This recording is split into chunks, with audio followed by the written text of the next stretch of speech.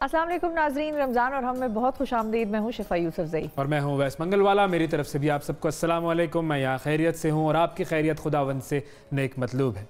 آج کی اس ٹرانسمیشن کا آغاز بھی اللہ تعالیٰ کے بابرکت نام سے کرتے ہیں، اور آج جو نام ہم نے چنا ہے وہ ہے النور۔ بہت ہی خوبصورت آیت ہے سورہ نور کی۔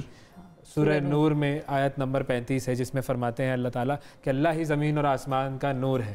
اور جو زمین اور آسمان کے نور کی مثال ہے وہ ایسی ہے کہ پوری وہ آیت میں ڈسکرپشن دی ہوئی ہے، اور اس کو اگر ہم ڈیٹیل میں پڑھیں تو ہمیں سمجھ میں آتا ہے کہ کس طریقے سے اللہ تعالیٰ نے اپنی مثال دی ہے۔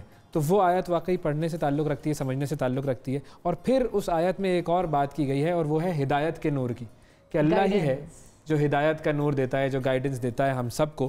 اور اللہ تعالیٰ کی جو ہم پر رحم ہوتی ہے، جو عطا ہوتی ہے، وہ سب سے بہتر عطا تو وہی ہے۔ نور بیسیکلی کیا ہے؟ لائٹ، بالکل، روشنی۔ اور روشنی جب تک آپ کو نظر نہیں آتی، آپ کو پتہ نہیں چلتا آپ نے کس طرف جانا ہے، سیدھا راستہ کون سا ہے، آگے کہیں کھڈا تو نہیں ہے، گر تو نہیں جائیں گے، راستہ کلیئر ہے یا نہیں۔ تو وہ بیسیکلی وہ گائیڈنس، وہ لائٹ ہے جو اللہ تعالیٰ سے ہمیں۔ اور وہ ہم یہی کہتے ہیں نا، کسی کی بینائی نہ ہو تو ہم کہتے ہیں کہ اس کی آنکھوں کا نور نہیں ہے۔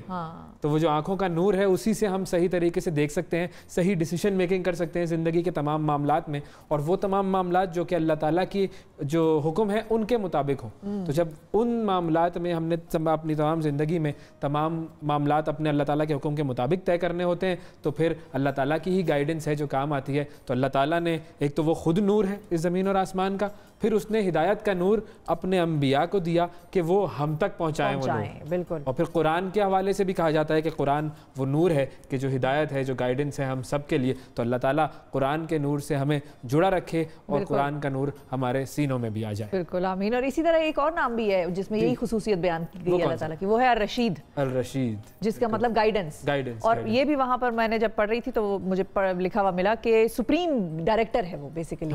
تو دنیا میں کوئی چیز بھی اگر آپ کو ڈائریکشن نہیں مل رہی، وہ ہوتا ہے نا ڈائریکشن لیس، آپ لاسٹ ہوتے ہیں، تو وہ ڈائریکشن آپ کو وہیں سے آتی ہے، وہ سپریم ڈائریکٹر ہے۔ آپ وہی ہے، اسی سے مانگنے کی بات ہے، اسی کی طرف توجہ کرنے کی بات ہے، اسی کی طرف دعا کرنے کی بات ہے۔ بالکل ایسا ہی ہے۔ اچھا، اب ہم آگے بڑھتے ہیں اور پروگرام کا ایک اور بڑا خاص سلسلہ جو ہوتا ہے وہ ہم آپ کو لے کر جاتے ہیں ملکوں ڈھونڈو گے ملنے کے نہیں نایاب ہے، ہم یہ تو کہتے ہیں۔ تو ہم اب آپ کو لے کر جا رہے ہیں آگے اور دکھاتے ہیں کہ آج کون سے ملک کی سیر کرا رہے ہیں۔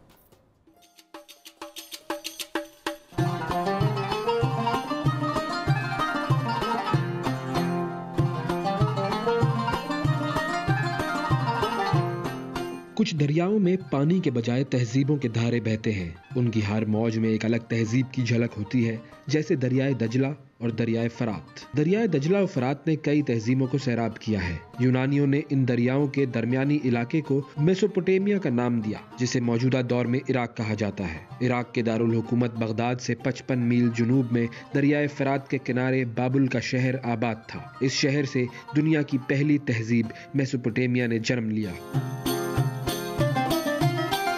دریائے دجلہ اور فرات عراق کے شہر قرنا میں جا کر آپس میں مل جاتے ہیں۔ قرنا وہ شہر ہے جس کو حضرت آدم علیہ السلام نے اپنا وطن بنایا تھا۔ بائبل میں اس شہر کو باغ خدا کہا گیا ہے، جہاں وہ درخت تھا جس کے سرخ پھل کو کھانے سے آدم علیہ السلام کو منع کیا گیا تھا۔ مشہور ہے کہ جب قابیل نے حابیل کو قتل کیا تو حضرت آدم علیہ السلام اس سے ناراض ہو گئے۔ قابیل نے اپنے اہل و عیال کے ساتھ بھاگ کر جس جگہ کو اپنا مسکن بنایا اس کا نام بابل پڑ گیا۔ حضرت نوح علیہ السلام، حضرت ابراہیم علیہ السلام، حضرت خضر علیہ السلام اور حضرت ادریس علیہ السلام کا تعلق اسی علاقے سے تھا۔ 3500 قبل از مسیح میں دریائے فرات کے کنارے بابل کے بادشاہ نمرود نے ایک نیا شہر عروق آباد کیا۔ نمرود خود کو خدا کہلواتا اور لوگوں سے زبردستی اپنی پرستش کراتا تھا۔ سب سے پہلے اسی نے تاج شاہی اپنے سر پر رکھا، اس سے پہلے کسی بادشاہ نے تاج نہیں پہنا تھا۔ نمرود نے ہی حضرت ابراہیم علیہ السلام کو آگ میں پھینکا۔ حضرت ابراہیم علیہ السلام کی پیدائش دریائے فرات کے کنارے آباد شہر ار میں ہوئی، جہاں آج کل عراقی شہر تل المقیر ہے۔ 562 سے 605 قبل از مسیح میں بابل پر بخت نصر کی حکومت آئی۔ اس نے جوانی میں مصر تک کا علاقہ فتح کر لیا۔ بخت نصر نے بیت المقدس پر حملہ کر کے پورا شہر تاراج کر دیا۔ ہیکل سلیمانی میں موجود تمام کتب کو جلا دیا اور یہودیوں کو قید کر کے بابل لے آیا۔ یہودیوں کی اس قید کو بابل کی اسیری کہا جاتا ہے۔ ان اسیران میں حضرت دانیال علیہ السلام بھی موجود تھے۔ دریائے دجلہ اور فرات کا یہ علاقہ سمیریا، اکادی، اسیریائی، کلدانی، ساسانی تہذیبوں کا مرکز رہا۔ 6 صدی قبل از مسیح میں یہ علاقہ اگلے 400 سال کے لیے سائرس اعظم کی سلطنت فارس کا حصہ بن گیا، جس کے بعد سکندر اعظم نے اس علاقے کو فتح کیا اور یہ 200 سال تک یونانیوں کے زیر حکومت رہا۔ یونانیوں کے بعد 7ویں صدی عیسوی تک یہاں ایرانیوں کا راج رہا۔ 7ویں صدی عیسوی میں حضرت خالد بن ولید رضی اللہ عنہ نے عراق فتح کیا۔ حضرت علی رضی اللہ عنہ نے عراق کے علاقے کوفہ کو اپنا دارالخلافہ بنایا۔ حضرت علی رضی اللہ عنہ نے کوفہ میں ہی جام شہادت نوش کیا۔ آپ کا روضہ مبارک نجف میں ہے، جو کہ کوفہ سے 10 کلومیٹر کے فاصلے پر ہے۔ واقعہ کربلا عراق کے شہر کربلا میں 680 عیسوی میں پیش آیا، جب اموی خلیفہ یزید اول کی بھیجی گئی فوج نے حضرت حسین ابن علی رضی اللہ عنہ اور ان کے اہل خانہ کو شہید کر دیا۔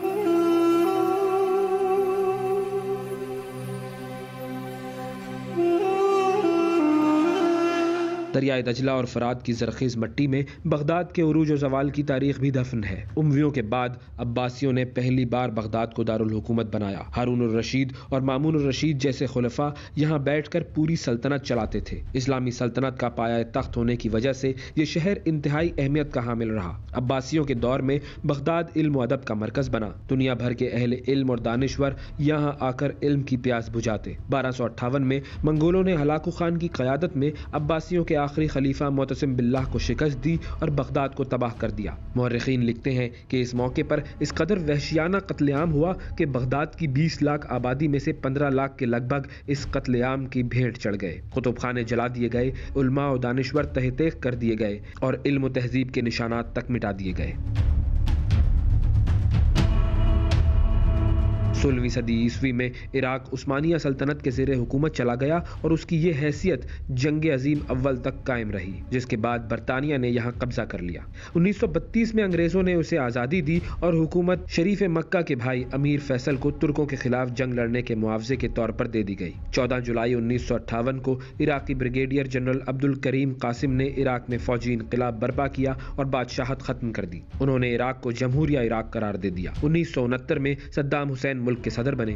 صدام حسین نے 1980 میں ایران اور 1990 میں کویت پر حملہ کیا، جس کا نقصان صرف عراق کو ہی ہوا۔ 9/11 کے واقعے کے بعد امریکہ نے عراق پر جوہری ہتھیار بنانے کا الزام لگاتے ہوئے حملہ کر دیا۔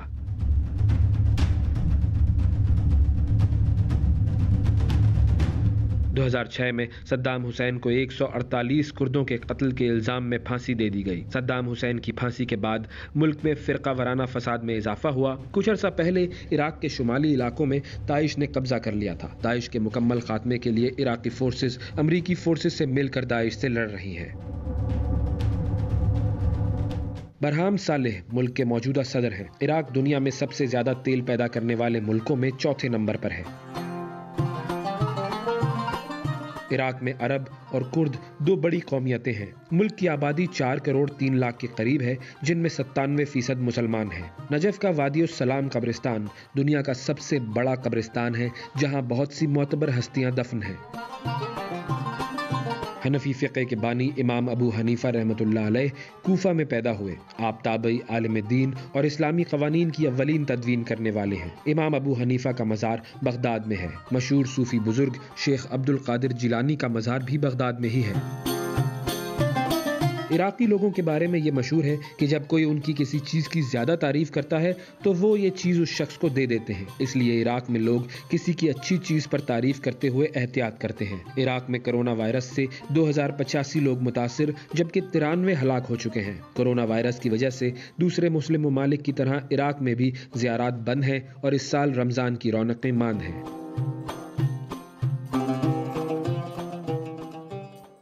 جی، تو یہ تھی عراق کی تاریخ اور عراق کے بارے میں کچھ ایسی معلومات جو واقعی ہم سب کو پتہ ہونی چاہیے۔ اور عراق کے حوالے سے سب سے انٹرسٹنگ بات آپ نے سن لی؟ بالکل، بڑی مزیدار۔ کون سی والی؟ وہ والی کہ جس میں اگر آپ عراق میں ہو اور آپ کسی چیز کی تعریف بہت کر رہے ہو، بہت زیادہ ہی آپ اس کو سراہ دیں تو وہ چیز آپ کو دے دیتا ہے۔ بس مجھے پتا تھا کہ آپ نے یہ والی بات نوٹ کی ہوگی۔ اب آپ عراق میں جا کے یہی کریں گے، کسی تعریفیں کریں گی چیزوں کی اور لے لیں گے ایسا ویسا، یہ ہر چیز کی تعریف کریں گے۔ یہ پاکستان میں بھی ہونا چاہیے ویسے۔ हाँ हाँ इम्प्लीमेंट कर सकते हैं, इसमें कोई ऐसा बुरी बात नहीं है। अच्छा, तोहफा देना तो बड़ी अच्छी बात है, तोहफा देना तो अच्छी बात है, लेकिन लोग देते नहीं ना है यहाँ पे। हाँ, तोहफा ये कि आप तारीफ करें उनकी ज़बरदस्ती और फिर ले लीजिए। बहरहाल तो ये था जी इराक़ का सिलसिला, और हम रोज़ाना की बुनियाद पर आपके सामने हर मुल्क, हर इस्लामी मुल्क के हवाले से मालूमात लेकर आते रहेंगे, तारीख लेकर आते रहेंगे, और सोशल मीडिया पर आप हमें इस हवाले से फीडबैक और जब हम ये काम कर रहे होते हैं हमें भी बहुत चीज़ें पता चल रही होती हैं साथ साथ। बिल्कुल। अच्छा, फिर दूसरी बात जो थी इसमें वो ये थी कि कोरोना के हवाले से कि वहाँ की भी रौनकें इस वक्त मान पड़ चुकी हैं। पूरी दुनिया के साथ जो कुछ हुआ है वो इराक़ में भी हुआ है कि वहाँ पर भी ज़ियारतें बंद हैं और जो रौनकें हैं वो वहाँ की मांद है। और जब कोरोना की बात होती है तो हम पाकिस्तान के हवाले से भी बात कर लेते हैं। कोरोना वायरस के हवाले से जो ख़तरनाक अंदाजे लगाए गए थे वो तो गलत साबित हो गए हैं। अस्पतालों पर वो दबाव नहीं आया जिसका इंदिया दिया गया था, मगर ये भी नहीं है कि कोरोना वायरस मुकम्मल काबू में आ चुका हो।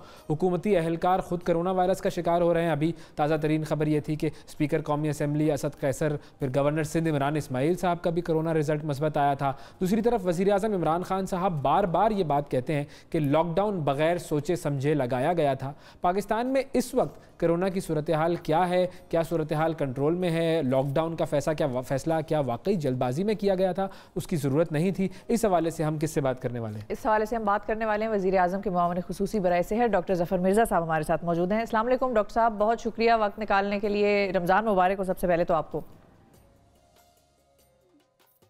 जी बहुत शुक्रिया जी, बहुत शुक्रिया, और मैं माजरत चाहता हूँ, मैं एक मीटिंग में मसरूफ़ था लिहाजा अर्लियर कुड नॉट ज्वाइन।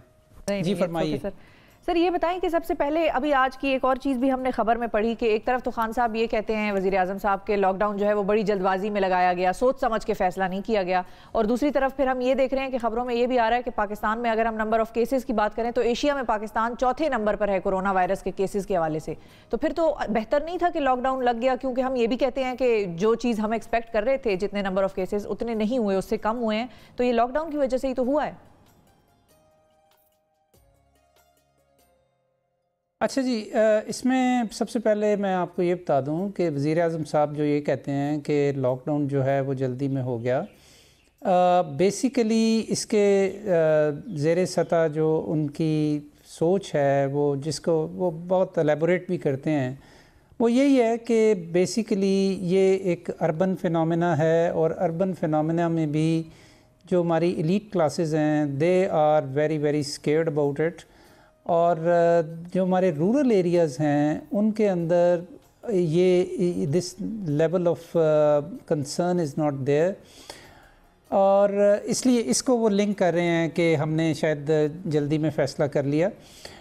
लेकिन फैक्चुअल सूरत हाल तो यही है ना कि नेशनल सिक्योरिटी कमेटी जो थी उसने कुछ फ़ैसले किए, और उसके मुताबिक, और देखें इसके बारे में हरफ़े आखिर कोई नहीं जी। अगर आप देखें 210 मुल्कों में फैला हुआ है, हर मुल्क ने अपने अपने हिसाब से फ़ैसले किए हैं, और अपने अपने जो सूरत हाल होती है उसके मुताबिक करना होता है। बिल्कुल इस वक्त भी, और प्राइम मिनिस्टर इसके बारे में ये बात भी कर चुके हैं कि अगर हमने जो हम ये लॉकडाउन को खोलने की बात कर रहे हैं, ये सिर्फ हम नहीं कर रहे, ये हमारे हित्ते में भी दूसरे मुल्क कर रहे हैं, यूरोप भी कर रहा है, अमेरिका भी कर रहा है, क्योंकि इनडेफिनेटली आप एक लॉकडाउन ना रख के उसको मेंटेन नहीं कर सकते। बिल्कुल से बात है, गवर्नमेंट की जो ओवरऑल हिकमत अमली है वो।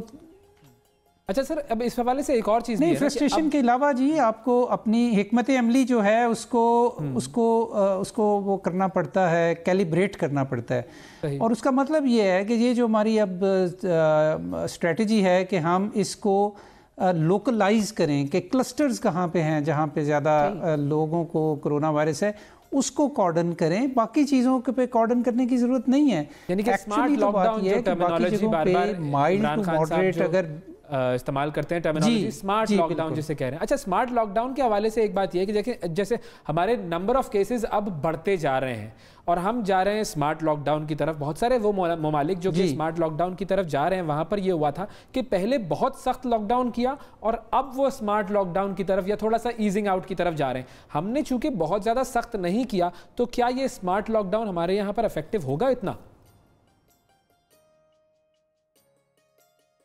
जी होगा, अगर इस पे अमल होगा। कोई भी चीज़ आप जो मर्ज़ी, चाहे कोई कानून बना लें, चाहे कोई पॉलिसी बना लें, या वो स्मार्ट लॉकडाउन हो, असल टेस्ट तो ये होता है ना कि उस पर अमल कैसे होता है। अगर अमल सही तरीके से होगा तो बड़ी ज़बरदस्त पॉलिसी है, अगर उसका नफाज ठीक तरीके से नहीं होगा तो जाहिर है कि उसका फिर रिज़ल्ट्स भी उस तरह के नहीं होंगे।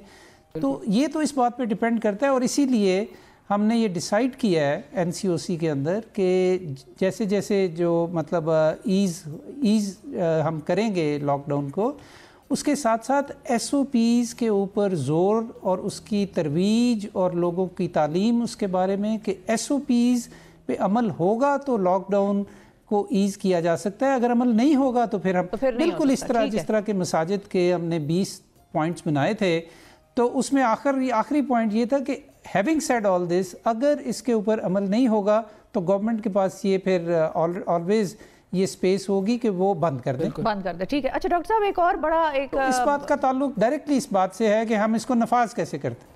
ठीक है। अच्छा, एक चीज़ है जिसके बारे में पूछना चाह रहे हैं हम कि डॉक्टर्स ज़ाहिर है वही फ्रंट लाइनर्स हैं और उन्होंने ही खिदमात सर अंजाम देनी है ऐसे मौके पर, और वही दे भी रहे हैं और उनको खराज तहसीन भी हम पेश करते रहते हैं वक्तन फ़वक्तन। प्रॉब्लम एक आ रही है कि डॉक्टर्स बहुत ज़्यादा मुतासर होने लग गए हैं। हम रावलपिंडी की भी अभी एक डॉक्टर की खबर चल रही थी और बड़ा अफसोस हुआ डॉक्टर राबिया का कि वो मतलब खालिक हकीकी से जा मिली। फिर इसी तरह जो है खैबर पख्तूनख्वा में डॉक्टर्स बहुत ज़्यादा मुतासर हो रहे हैं। तो पूछना मैं ये चाह रही हूँ कि क्या PPEs जो हैं, जो प्रोटेक्टिव गेयर है, क्या वो है नहीं अवेलेबल? क्योंकि बहुत सारे जहाज़ भी हम सुनते हैं कि यहाँ वहाँ से आ रहे हैं, चीन से इमदाद बहुत आ रही है। तो क्या PPEs हैं नहीं, या अगर हैं तो उनकी क्वालिटी ठीक नहीं है, या फिर डॉक्टर्स की ट्रेनिंग नहीं हो रही सही तरीके से कि जिससे वो खुद को महफूज रख सकें? फिर जो चीज़ें हम बना रहे हैं वो क्यों अब तक डॉक्टर्स को नहीं पहुँचाई गई? अच्छा जी, पहले तो मैं आपको ये बात देखें, हर जो डेथ होती है, ख़ास तौर पे अगर वो किसी हेल्थ प्रोफेशनल की डेथ है इस कॉन्टेक्स्ट में, तो वो तो एक यानी बहुत बड़ी ट्रेजेडी होती है।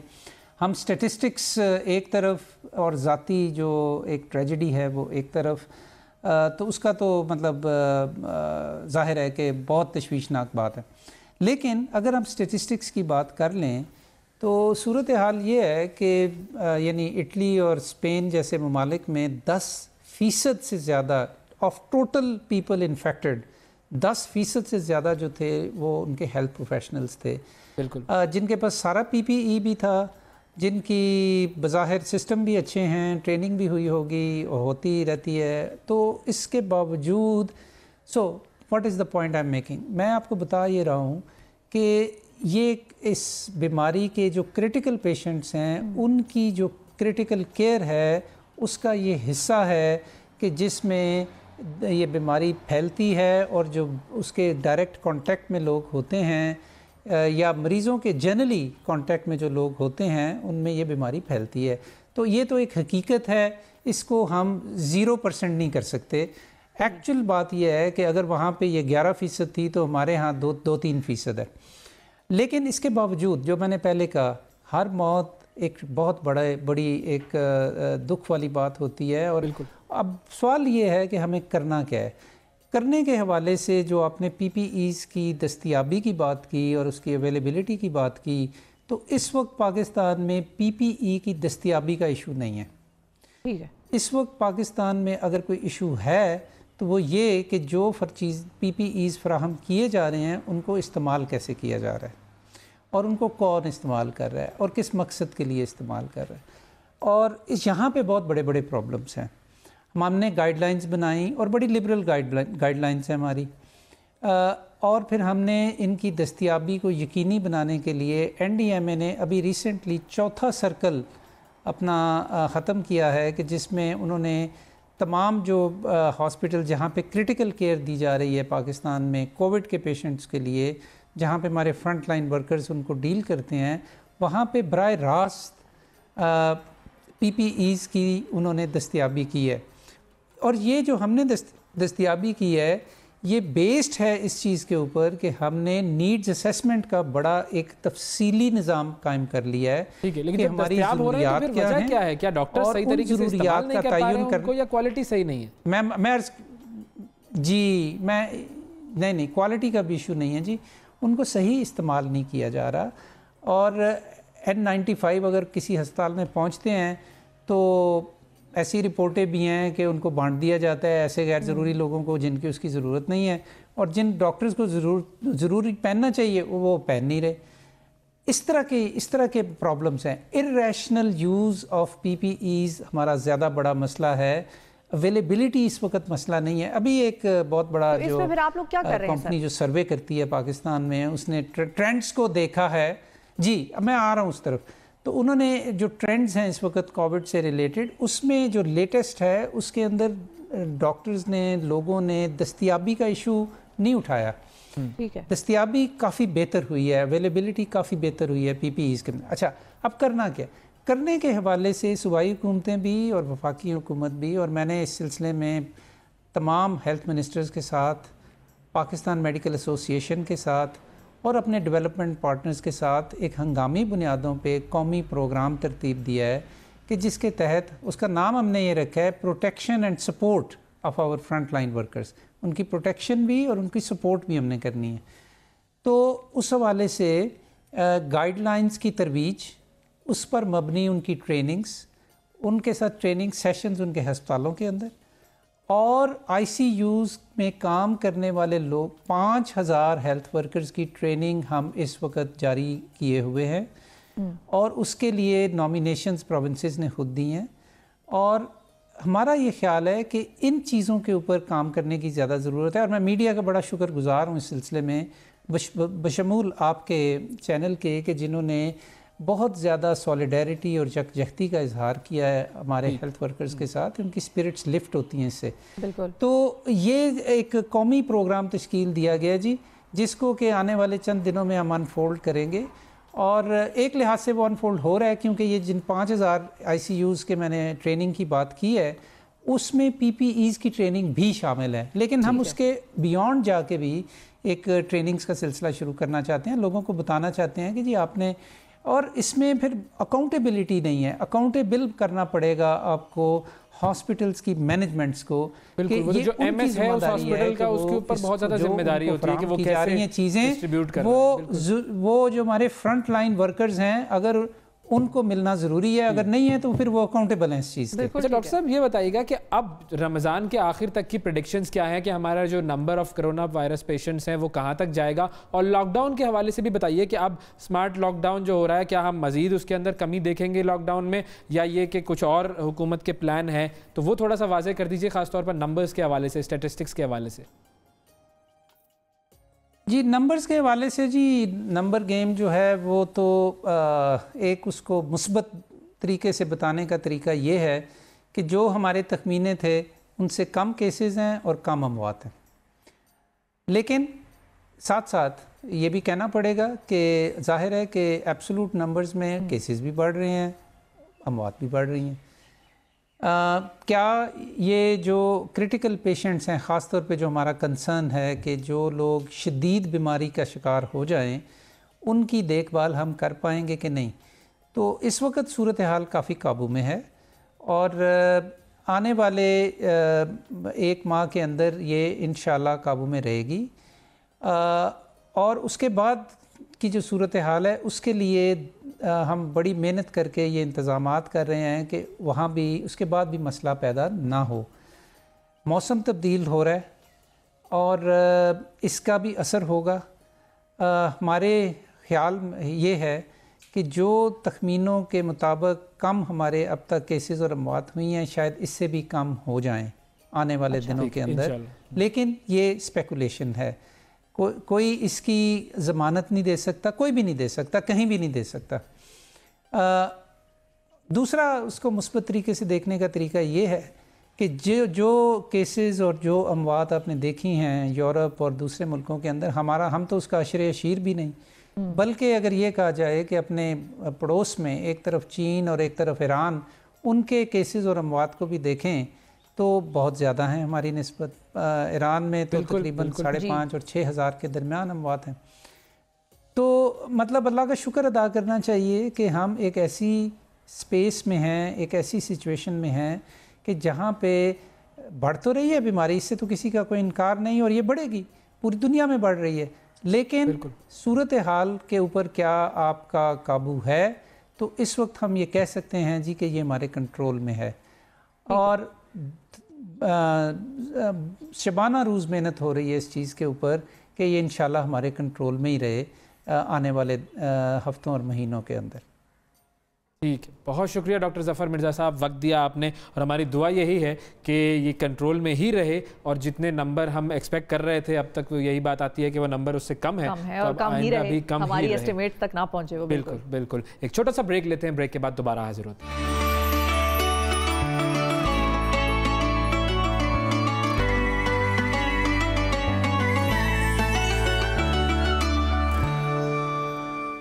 Welcome back to the transmission. नाजरीन, इंसान ख़ता का पुतला है और दानिस्ता या गैर दानिस्ता तौर पर इंसान से गुनाह हो जाते हैं। अब रमज़ान करीम अल्लाह ताला के हुजूर अपने गुनाहों की बख्शिश और तौबा करने का बेहतरीन मौका आपको फराहम करता है, लेकिन सवाल यह है कि तौबा कैसे करें। बहुत से लोगों को तौबा करना नहीं आता क्योंकि वो समझते हैं शायद उसकी कोई ख़ास आदाब और शराइत हैं। तो ये भी हम जानेंगे कि क्या वाकई तौबा करने की कुछ ख़ास आदाब और शराइत हैं, और कौन से गुनाह ऐसे हैं कि जो तौबा करने से माफ़ हो जाते हैं, और क्या कोई ऐसे गुनाह भी हैं जो तौबा के बावजूद माफ़ नहीं होंगे। इन पर हम बात करेंगे। हमारे साथ डॉक्टर खालिद ज़हीर साहब मौजूद हैं जो कि इस्लामिक स्कॉलर हैं। बहुत शुक्रिया डॉक्टर साहब वक्त निकालने का। सबसे पहले तो हमने जब तौबा पे बात करनी थी तो पहला क्वेश्चन जहन में भी ये आया कि बहुत से लोग ज़रा इसमें भी कंफ्यूज हो जाते हैं कि इस्तिग़फ़ार और तौबा जो है वो दो अलग अलग चीज़ें हैं। क्या ये दो अलग अलग चीज़ें हैं या एक ही चीज़ का नाम है? इस्तिग़फ़ार असल में हम लोग इस्तिग़फ़ार आमतौर पे बोलते हैं, इस्तिग़फ़ार है असल में अल्लाह से माफ़ी मांगना। तो ये एक अमल है, आप कहिए एक जिक्र है जो जारी रहना चाहिए। अस्तग़फ़िरुल्लाह हम जब पढ़ते हैं तो असल में हम ये कहते हैं कि अल्लाह तू हमारे गुनाहों को बख्श दे। सो आप ये कह सकते हैं कि जो तौबा करने के तरीक़े हैं उनमें से एक तरीक़ा ये है कि इंसान इस्तिग़फ़ार करे। लेकिन आपने जो सवाल किया है तौबा के बारे में, उसका जवाब ये है कि तौबा असलन नाम है इस बात का कि बंदा अपने रब की तरफ पलट रहा है। इस लफ्ज का मतलब भी यही है। दिलचस्प बात यह है कि ये जो लफ्ज है तौबा, जिसको जब वर्ब में अरबी में बोला जाता है तो ताबा बोलते हैं कि वो पलटा, ये बंदे के लिए भी इस्तेमाल होता है और अल्लाह के लिए भी इस्तेमाल होता है। होता यूं है कि अल्लाह तो मेहरबान है, बंदों पर इनायत करने वाला है, लेकिन बंदा जब अल्लाह से अपना रास्ता दूर कर लेता है, अपना रुख अल्लाह की रजा के हुसूल की जगह कुछ ख्वाहिशात के पीछे चलने वाला इख्तियार कर लेता है, तो वो गोया के अपने रास्ते को खोटा करता है। अब इसके बाद अल्लाह को उसने नाराज कर दिया। अब अल्लाह को दोबारा राजी करने के लिए उसे अल्लाह की तरफ पलटना है, इसको तौबा कहते हैं। तो इसमें कुरान मजीद ने जब इसको बयान किया तो फरमाया फताबा इलैहि, तो उसने उसकी तरफ तौबा की, यानी ये बंदे ने अल्लाह की तरफ पलटने का अमल किया।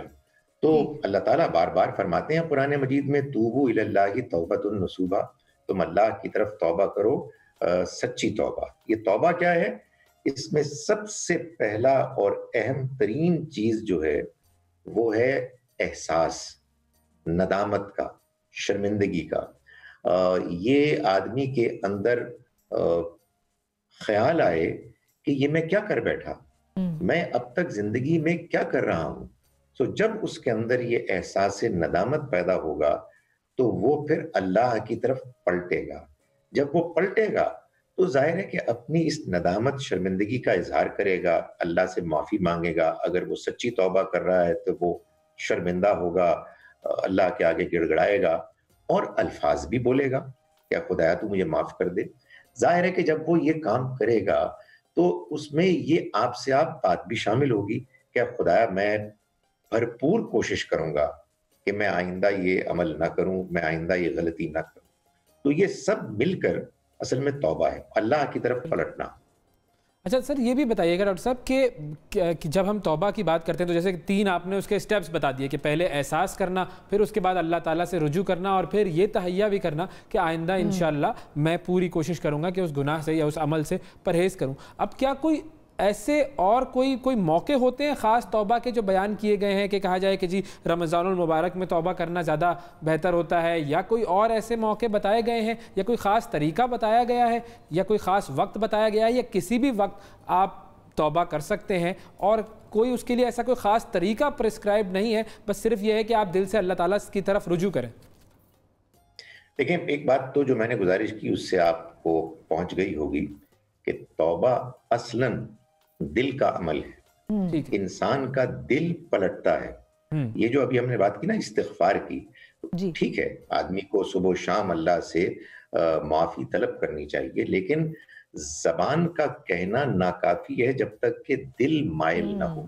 تو دل کے اندر جب اللہ کی طرف رجوع پیدا ہوگا تو آپ سمجھیں کہ سچی توبہ کا آغاز ہو جائے گا. اور ایک اور میں آپ کو بات بتاؤں بڑی اہم ہے، وہ یہ کہ اللہ تعالیٰ قرآن مجید میں یہ بھی فرماتا ہے کہ یہ جو دل کا توبہ کی طرف مائل ہونا ہے یہ بھی اللہ کی توفیق سے ہوتا ہے. بالکل. یعنی آپ کا اپنے دل پر کوئی اختیار نہیں ہے، آپ کے اندر وہ کیفیت پیدا نہیں ہو رہی تو آپ خود سے پیدا نہیں کر سکتے. تو ظاہر ہے پھر سوال پیدا ہوتا ہے کہ اس میں ہمارا کیا قصور ہے، پھر ہم کیا کریں؟ اس کا جواب یہ ہے کہ ہم اپنا رویہ درست کریں، ہم اللہ سے دعا کریں تو اللہ تعالیٰ ہمارے رویے کے درست ہونے پر ہمارے اندر وہ احساس پیدا کرے گا اور ہم پھر اللہ کی طرف مائل ہونے کے لیے اپنے اندر وہ رجحان پائیں گے. اب آپ کا سوال کہ کیا اس کے لیے کوئی طریقہ ہے، کوئی وقت ہے؟ دیکھیں میرے جواب سے تو یہ معلوم ہوا کہ جب بھی آپ کے دل میں یہ اللہ کی طرف میلان پیدا ہو آپ کی توبہ ہو جائے گی. تاہم بعض ایسے موقع ہوتے ہیں جس میں اللہ تعالیٰ وہ ماحول فراہم کر دیتا ہے کہ جس ماحول میں انسان کے لیے توبہ کرنا زیادہ ممکن ہو جاتا ہے. جیسے مثلاً رمضان کا یہ مبارک مہینہ، ہمارا یہ روزہ رکھنا اور اللہ کی خاطر صبح سے شام تک بھوکا پیاسا رہنا، یہ اللہ کو راضی کرنے والے عمل ہیں. تو اللہ تعالیٰ ان موقعوں پر امید ہے کہ انسان کے اندر یہ میلان پیدا کرے گا کہ ہم اس کی طرف رجوع کریں. پھر اس رمضان کی مبارک راتیں اور ان راتوں میں پھر لیلۃ القدر، ظاہر ہے کہ یہ تمام وہ موقع ہیں کہ جن میں انسان کے اندر اللہ کی طرف رجوع کرنے کا امکان پڑ جاتا ہے. اسی سلسلے میں اگر آپ کیا توبہ جو ہے وہ اس سے ہر گناہ معاف ہو جاتا ہے؟ بہت سارے لوگوں کو یہ بھی ایک کنفیوژن ہوتی ہے. اور ایک یہ بھی ہوتا ہے کہ کیا قبولیت ہو گئی؟ ہاں یہ کیسے پتہ چلے گا کہ توبہ قبول ہو گئی؟ یہ ہم تو بڑا انسان ہے نا، دیکھیں ہر چیز میں ہمیں فوراً رزلٹ چاہیے. صحیح ہے، نہیں بالکل صحیح ہے. یہ انسان کا میرا خیال ہے، ہم ہیں تو بڑے ناچیز لیکن کہنا غلط نہیں ہے کہ ہمارا حق ہے کہ بھئی ہمیں معلوم ہو کہ ہم نے اپلیکیشن پہنچائی ہے، اپلیکیشن قبول ہوئی بھی ہے کہ نہیں. دیکھیے اب سورہ الفرقان ہے، سورہ نمبر 25، اس کے آخر میں اللہ نے 3 سب سے بڑے گناہ، شرک، قتل اور زنا، ان کا ذکر کر کے اور یہ واضح کر کے کہ جو یہ کام کرتا رہے گا اور اس میں امپلائیڈ ہے کہ اسی حالت میں مر جائے گا تو پھر وہ جہنم میں جائے گا، وہاں سے نہیں نکلے گا. یعنی یہ اتنے بڑے گناہ ہیں. لیکن پھر فرمایا الا من تابا و آمنا وعمل عملا صالحا فاولئک یبدل اللہ سیئاتہم حسنات. اس کا مطلب ہے کہ سوائے ان لوگوں کے، یعنی جس نے شرک کیا، جس نے قتل کیا، جس نے زنا کیا، وہ اپنے انجام کو پہنچے گا سوائے اس شخص کے جس نے توبہ کی، آگے سنیں، اور ایمان لایا اور نیک عمل کیے. معلوم یہ ہوا کہ بڑا گناہ کرنے کے بعد آدمی کا حقیقی ایمان ختم ہو جاتا ہے. آدمی اللہ کو جیسے ماننا چاہیے ویسے ماننے کی کیفیت سے محروم ہو جاتا ہے. تو توبہ جب آدمی کرتا ہے تو اس کے بعد اس کا ایمان واپس آتا ہے، پھر وہ نیک عمل کرتا ہے. تو اللہ تعالیٰ فرماتے ہیں کہ یہ وہ لوگ ہیں کہ اللہ جن کی برائیوں کی جگہ ان کی حسنات لکھ دے گا، یعنی ان کے لیے دوبارہ وہ سارے موقع کھول دے گا کہ جس میں وہ اللہ کو راضی کر سکتے ہیں. یعنی اس کی رحمت اتنی بڑی ہے کہ اتنے بڑے گناہ کرنے والوں کے لیے بھی توبہ کا دروازہ بند نہیں ہوتا. کھلا ہے. یہ اللہ کا اعلان ہے. آپ کو میں ایک اور آیت سناتا ہوں جو میرا خیال ہے کہ اس معاملے میں سب سے زیادہ امید افزا ہے، اس وجہ سے وہ میری فیورٹ آیات میں سے ہے. یہ سورہ زمر ہے، سورہ زمر سورہ نمبر 39 ہے، اس کی آیت نمبر 53 ہے، 53.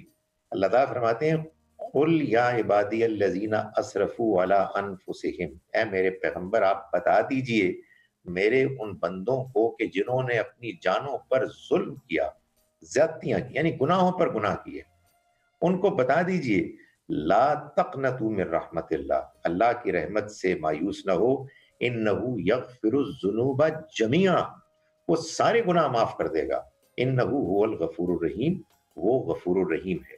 मगर अगली आयत में फिर ये फरमाया व अनीबू इला रब्बिकुम, अगर तुमने अल्लाह की उस मग़फ़िरत से, उस मेहरबानी से फायदा उठाना है तो फिर रुजू करो तुम अपने रब की तरफ और उससे माफी मांगो, उसकी तरफ झुक जाओ, इससे पहले कि अचानक तुम्हारी पकड़ हो जाए और फिर तुम्हें मजीद मौका ना मिले। सो बड़े से बड़ा गुनाह भी माफ हो सकता है। सुभान अल्लाह। बिल्कुल, अल्लाह ताला हम सबको तौबा करने वाला बनाए। बिल्कुल, आमीन। शुक्रिया। लेकिन एक बात और जरा मुझे अगर इजाजत दें तो। जी जी। गुनाहों में दो तरह के गुनाह होते हैं। एक गुनाह है कि जो आपने अल्लाह के मामले में ज्यादती की, जिसको कहते हैं हुकूकुल्लाह से मुताल्लिक कोई ज्यादती, और एक हुकूकुल इबाद में आपने कोई ज्यादती, बिल्कुल, बंदों के साथ ज्यादती की। हुकूकुल्लाह में ज्यादती में तो असल में आपने अल्लाह से तौबा कर ली, खुलूस से दिल से कर ली, माफी मांग ली, अपनी इस्लाह कर ली, तो काम हो गया। हुकूकुल इबाद में तौबा करने की शराइत में से एक शर्त है, बल्कि आप यूं कहिए कि तौबा का अमल इस बात को इम्प्लाई करता है, ये आपसे आप इसमें शामिल है कि आपने जिसके साथ ज्यादती की है उस ज्यादती को फिर आप दूर करें। आपने अगर किसी की चोरी की है तो चोरी किया हुआ माल वापस करें, किसी की बेइज्जती की है हाथ जोड़कर उससे माफी मांगे, वगैरह वगैरह। तो ये है। अच्छा, दूसरा सवाल ये था कि मालूम कैसे हो? ये मालूम जनाब आपका दिल बता देता है। आपके दिल ने सच्चाई के साथ तौबा की है तो आपका दिल गवाही देगा कि मेरी तौबा पहुंच गई है। मेरा ख्याल है कि आपकी आंखें भी गवाही देंगी, जहां से कि आंसू जारी होंगे। आदमी नादिम होता है, शर्मिंदा होता है, तो आदमी जानता है कि वो शर्मिंदा है। महज जबान से अस्तगफिरुल्लाह अस्तगफिरुल्लाह नहीं कह रहा, बल्कि वो दिल से अल्लाह के हुजूर में नदामत के साथ झुक गया है। तो आप समझें कि इंसान की तौबा पहुंच गई है। वो बड़ी अच्छी बात कहते हैं बाज़ बुजुर्ग कि इंसान के दिल से अभी पूरी तरह से बात नहीं निकलती, मगर उससे पहले अल्लाह के यहाँ वो कबूल हो जाती है। बिल्कुल, बशर्ते कि आदमी मुखलिसाना तौर पे करे। बिल्कुल ठीक है। बहुत शुक्रिया अदा करेंगे डॉक्टर खालिद ज़हीर साहब आपका, इतनी खूबसूरत बातें, और कुछ चीज़ें ऐसी होती हैं जो आप औरों से सुनते हैं तो आपको ज़्यादा बेहतर पता चलती हैं। गालिबन आप खुद पढ़ भी रहे हो तो आपकी समझ में वो बात ज़रा कभी कभार कम ही आती है। तो बहुत शुक्रिया अदा करेंगे डॉक्टर साहब का। नाजरीन, यहाँ पर लेंगे एक छोटी सी ब्रेक और ब्रेक से वापस आएंगे तो दोबारा मिलते हैं।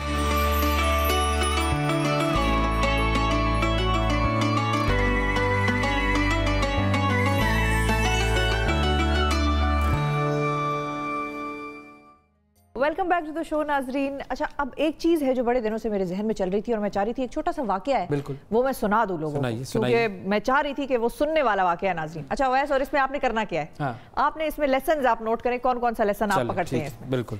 अच्छा, हज़रत सलमान फारसी रज़ी अल्लाह तआला अन्हु हज़रत बीबी फातिमा रज़ी अल्लाह तआला अन्हा के घर के बाहर बैठे रहते थे। ठीक है। अब एक दिन एक सवाली आया घर और उसने आके मांगा कुछ, तो अब हज़रत बीबी फातिमा रज़ी अल्लाह तआला अन्हा ये कहती हैं कि हमारे तो घर में कुछ है नहीं, तो वो हज़रत सलमान फारसी रज़ी अल्लाह तआला अन्हु को अपनी चादर का कहती हैं कि मेरी चादर तुम ले जाओ और बाज़ार में बेच दो। तो हज़रत सलमान फारसी ये कहते हैं कि मैं तो आपकी चादर को हाथ नहीं लगा सकता और ना मैं आपकी तरफ मुड़ूंगा, तो आप पीछे से उसको मेरे कंधे पर डाल दीजिए, मैं ले जाऊँगा और मैं बेच के फिर वो जो पैसे मिलेंगे वो आप इस सवाली को दे दीजिएगा। अब वो चल पड़ते हैं बाज़ार की तरफ चादर लेकर हज़रत फातिमा रज़ी अल्लाह तआला अन्हा की। अब रास्ते में उनका मकालमा होता है, उनकी मुलाकात होती है एक यहूदी से। अब वो यहूदी उनसे सवाल पूछता है कि मतलब बातचीत चल रही है कि आप कहाँ जा रहे हैं, तो वो बताते हैं इस तरह ये वाक़या हुआ, घर में सवाली आया तो घर में कुछ था नहीं, मैं चादर बेचने जा रहा हूँ। तो वो यहूदी अपनी किताब खोलता है और उस ज़माने में तो ज़ाहिर है यहूदी जो होते थे उनके पास बड़ा इल्म होता था, और इल्म नजूम और ये सितारों का इल्म और न्यूमरोलॉजी और इस किस्म की चीज़ें वो करते थे, जादू वगैरह भी होता था। तो उसने अपनी डायरी खोली और उसने उस डायरी में कुछ देखा लिखा और उसने ये इस चीज़ का तयन किया कि क्या वो सच कह रहे हैं या नहीं कह रहे, और उसको पता चल गया कि भाई ऐसा हुआ है, सच कह रहे हैं। अच्छा, उसने कहा कि ये चादर मैं आपसे ख़रीदूंगा। हज़रत सलमान फारसी को वो यहूदी कहता है कि ये चादर मैं आपसे ख़रीदूंगा, लेकिन कहाँ ख़रीदूंगा उसकी शर्त है। तो वो पूछते हैं क्या शर्त है, वो कहता है आप मुझे रोज़े पे ले जाएं, रोज़ा मुबारक पे मैं ये चादर आपसे ख़रीदूंगा। अच्छा, वो दोनों चल दिए रोज़ा मुबारक की तरफ। अब जब रोज़ा मुबारक की तरफ वो दोनों चल दिए तो रोज़े पर पहुँचते हैं दोनों। अब एक तरफ हज़रत सलमान फारसी रज़ी अल्लाह तआला अन्हु के कंधे पर है हज़रत बीबी फातिमा रज़ी अल्लाह तआला अन्हा की चादर, और यहूदी जो है वो उसको लेना चाह रहा है। تو کیا ہوتا ہے؟ یہودی ادھر جا کر اسلام قبول کرتا ہے اور وہ کہتا ہے میری کیا اوقات ہے کہ میں یہ چادر خریدوں یا میں اس کے کوئی پیسے دے سکوں یا کوئی قیمت لگا سکوں، میرا آج تک میں نے جتنا کمایا، میرا سارا کاروبار، میرے جتنے کوئی باغات ہیں یا جو کچھ ہے میرے پاس، وہ میں نے نبی اکرم صلی اللہ علیہ وسلم اور ان کی آل کو وقف کر دیے ہیں، وہ جیسے چاہیں اس کو استعمال کریں.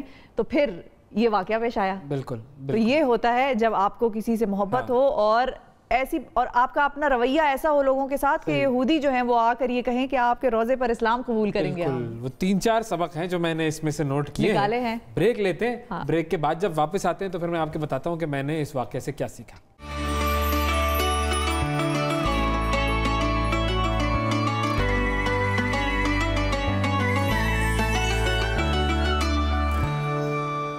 رمضان اور ہم میں ایک مرتبہ پھر خوش آمدید. اور بریک پر جانے سے پہلے جو بات ہو رہی تھی حضرت سلمان فارسی رضی اللہ عنہ کا جو واقعہ آپ نے سنایا تھا اور اس کے حوالے سے آپ نے کہا تھا کہ بھئی اس سے کیا سیکھا.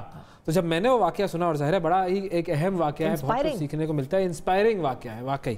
اچھا، سب سے پہلی جو چیز تھی وہ تو جو میں نے سیکھی وہ یہ کہ جب دینے کی بات آتی ہے، چیریٹی، دینے کی اہمیت، کہ آپ کے گھر میں کچھ نہیں ہے، آپ اندازہ لگائیں جس کے لیے کائنات بنی اس نبی کے گھر میں کچھ نہیں. بالکل بالکل. وہ سادگی ان کی کہ ان کا دولت سے کسی قسم کا کوئی رغبت نہیں، کوئی مال سے رغبت نہیں، جو آتا دے دیتے، جو آتا لٹا دیتے. یہ ان کی جو ہے وہ ان کا طریقہ کار تھا. تو ایک تو یہ ہمیں وہ طریقہ کار کی طرف جانا چاہیے. اور پھر وہ دینے کی اہمیت اس طریقے سے کہ اگر کوئی سائل آپ کے پاس آ رہا ہے اور آپ کے پاس کچھ بھی نہیں ہے تو بھی اپنی چادر دے دی اسے، تو بھی اس کو خالی ہاتھ لوٹانے کا نہیں سوچا. تو سائل کو خالی ہاتھ نہیں لوٹانا. ہم تو بڑا اس میں عملے میں کیلکولیٹڈ چل رہے ہوتے ہیں نا کہ اس مہینے کے پیسے اتنے ہیں تو اب یہ ہے تو یوں دے دیں گے تو کتنا ہمارے پاس کیا بچے گا وغیرہ وغیرہ. لیکن یہاں تو انہوں نے ہمیں یہ سکھا دیا کہ اپنی ضرورت سے زیادہ جو کچھ بھی ہے وہ دے دو، کچھ نہیں ہے تو بھی دے دو، بس دینے والے بن جاؤ. اور دینے سے ہی ملتا ہے، یہ بھی ہے. تو یہ سب سے پہلا سبق.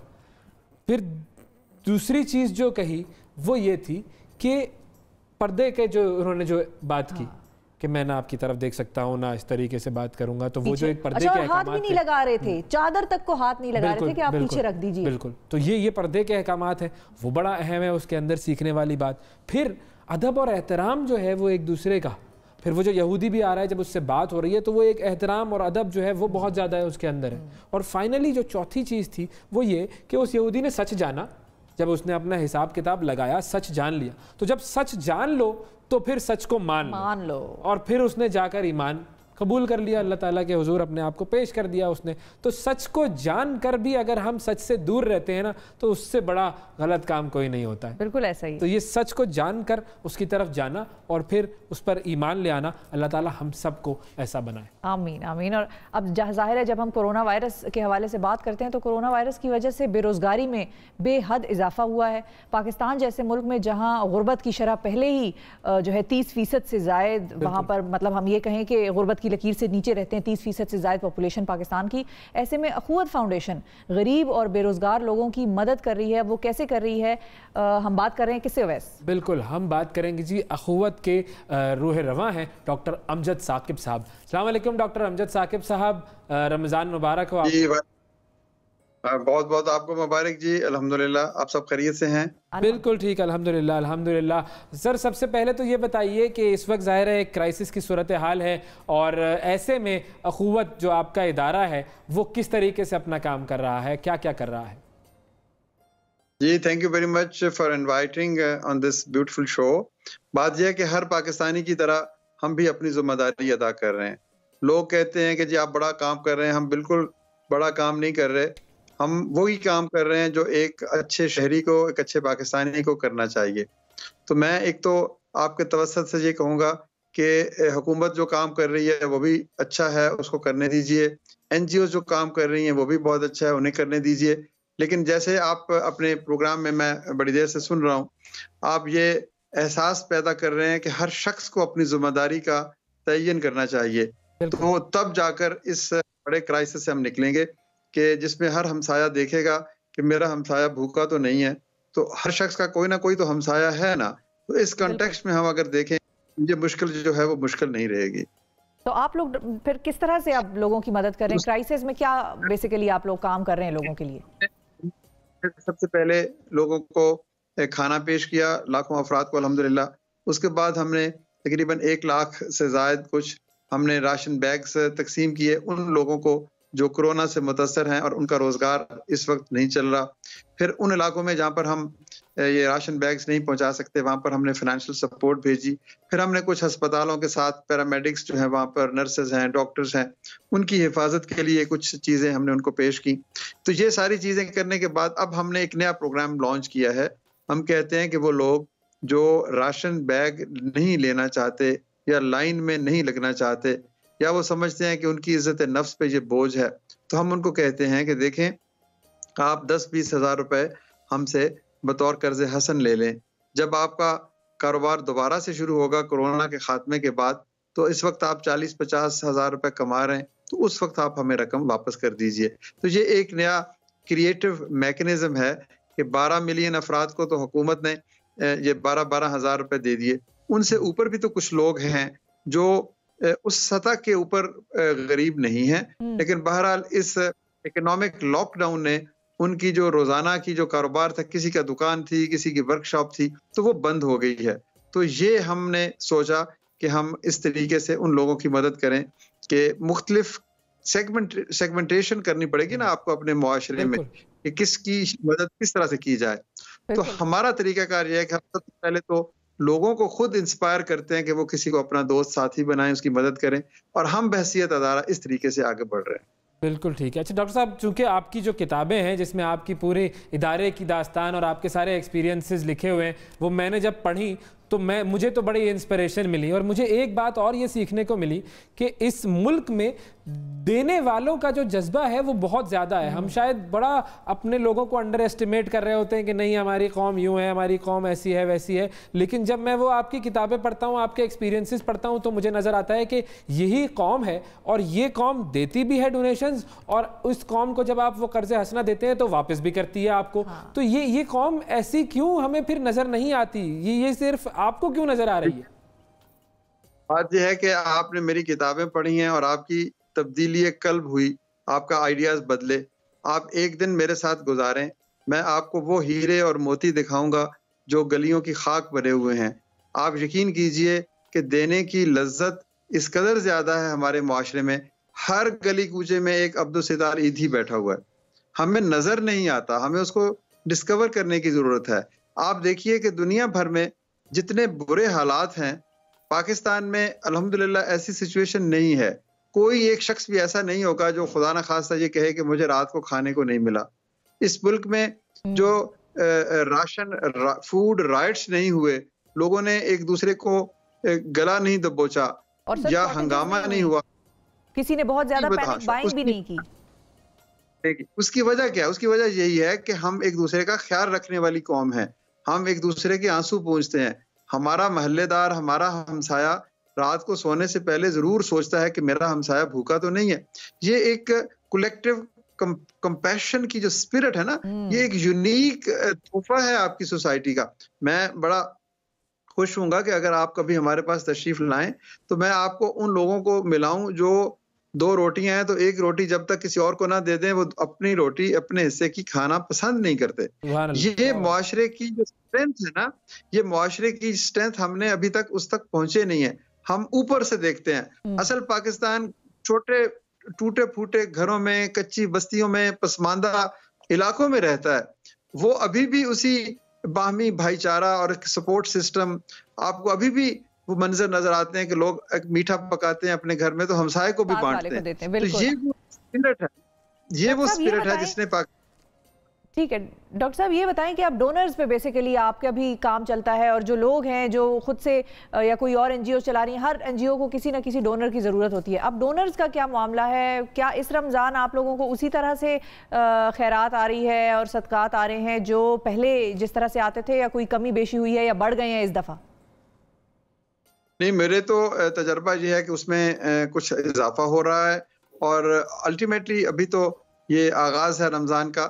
تو لیکن ہمیں رمضان سے پہلے ہی ہم نے جب یہ نعرہ بلند کیا کہ بھئی ہم لوگوں کی خدمت کرنا چاہتے ہیں, آئیے ہمارا ساتھ دیجئے, تو ہمیں تو جسے کہتے ہیں نا کہ بے پناہ سپورٹ ملی ہے اور لوگوں نے خود فون کر کے بیرون ملک پاکستان سے, اندرون ملک پاکستان سے, میں آپ کو کیا کیا کہانیاں سناؤں کہ ایک بندہ جو ہے وہ کماتا ہی 1000 روپے، اس میں سے کہتا ہے یہ لو 900 روپے میں نے آج صرف 100 روپے میں گزارا کرنا ہے.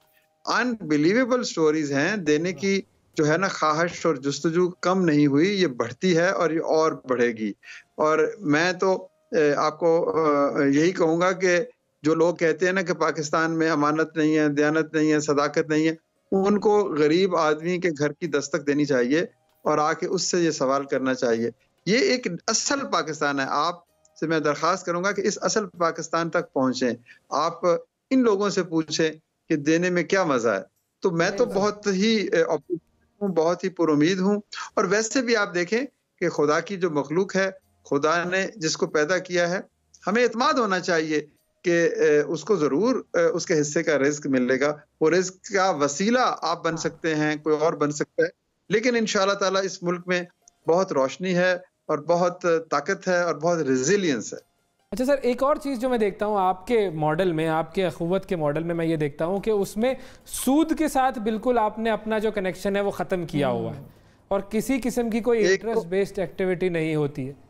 اب جب انٹرسٹ بیسڈ ایکٹیویٹی نہیں ہوتی ہے تو ہم دیکھتے ہیں کہ ہمارے یہاں مطلب دین تو ہمیں یہی سکھاتا ہے کہ ہمیں سود کا مطلب یہ ہے کہ اللہ اور اس کے رسول سے جنگ ہو گئی. اب ہم کیسے اس جنگ میں جیت سکتے ہیں؟ یہ تو پاسبل ہی نہیں ہے. لیکن ہمارا پورا جو معاشی نظام ہے وہ سود پر چل رہا ہے.